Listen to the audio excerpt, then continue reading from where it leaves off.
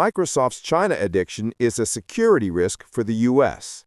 How China turned Microsoft into its most useful American asset.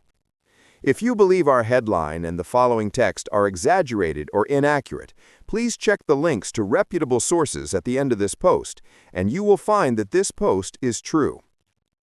Microsoft is running out of room to maneuver. A single corporation cannot credibly claim to be a strategic linchpin for U.S. defense while simultaneously operating business lines and engineering pipelines in a country whose laws give the state broad powers over any technology on its soil. The pattern of concessions and risky compromises has been consistent and cumulative. A near-term flashpoint exposed one of the ugliest outcomes of that pattern. For years, China-based engineers, working under an arrangement that depended on U.S.-based digital escorts, were tied into support operations touching defense-related cloud systems. Investigative reporting and later government action made plain that the escort model created a practical channel through which technical changes originating in China could be funneled into U.S. military cloud environments, sometimes with inadequate technical oversight. That reality triggered public outrage and a high-level review inside the Defense Department. Azure in China is a structural example of the dilemma. Microsoft's China region is operated by 21Vianet under Chinese regulatory rules. That setup is explicitly separated from Microsoft's global Azure instance, but separation does not erase political exposure.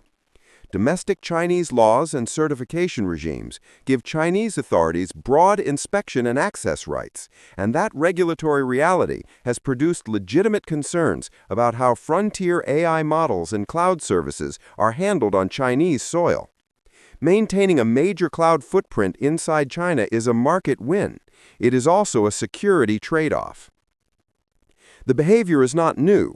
In 2003, Microsoft established a government security program that provided controlled access to Windows and Office source code for a set of foreign governments, China included. The move was presented as cooperation on security. In practice, it gave state actors unusual visibility into code that also runs critical U.S. infrastructure, an exchange that many cybersecurity analysts warned at the time could be exploited or studied for weaknesses. Microsoft's willingness to share its codebase with foreign states set a precedent. Strategic access can be commodified when market priorities dominate risk assessments. Another concrete example, Microsoft allowed specially provisioned Chinese source code review labs and tailored internal builds to meet Beijing's regulatory demands. Those concessions, sales enabling, short-term, domestically legal inside China, gave Chinese authorities and partners deeper operational familiarity with Microsoft systems. The company argued these actions were necessary to serve Chinese customers and comply with local rules. But the practical effect was increased Chinese visibility into the software stack that underwrites much of U.S. IT. The digital escort saga was the political detonator. U.S. defense officials concluded that escort arrangements, where cleared U.S. contractors mediate technical changes originating from China-based engineers, created unacceptable risk.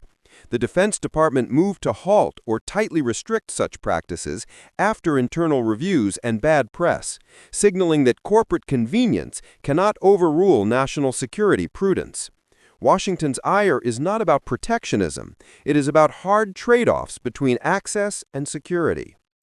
This is where corporate strategy becomes moral and civic urgency.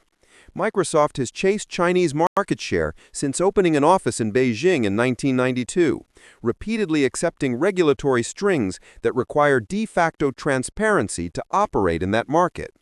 Each concession was justified by short-term commercial logic. Each concession, however, widened the gap between what a trusted U.S. technology steward should do and what Microsoft actually did. That error has a compound effect when the underlying technology is AI, capable of amplifying capability at speed and scale. The choice confronting Microsoft is stark and simple. Either reduce or eliminate operational dependencies and oversight channels inside jurisdictions that can compel access to engineers, data, and code, or accept that national security partners will view the company as a risk vector rather than a trusted supplier. Neutrality is no longer an option. Strategic alignment matters more than revenue forecasts.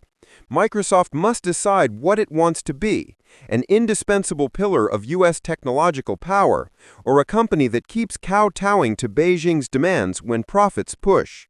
The time for equivocation is over. The cost of further delay will be measured not in quarterly earnings, but in compromised systems, lost trust, and diminished national security. A small request: if you found this podcast interesting, so I'd appreciate it if you'd give it a like. You'd also be doing us a huge favor if you'd subscribe to this YouTube channel. Thank you. Full list of source materials, key reports, academic pieces, NGO/think tank analysis, and journalism. ProPublica. Microsoft Digital Escorts could expose Defense Department.